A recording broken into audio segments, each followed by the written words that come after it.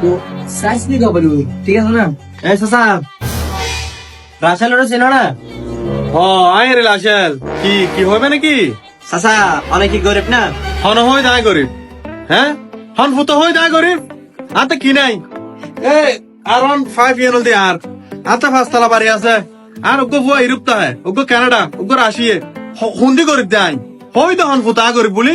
তুই তো গরিব না এ মানে না নাম হাড়া রাসেল রাশেল খরচ এই কিরে কি নাম হাড় দিয়া দেয়?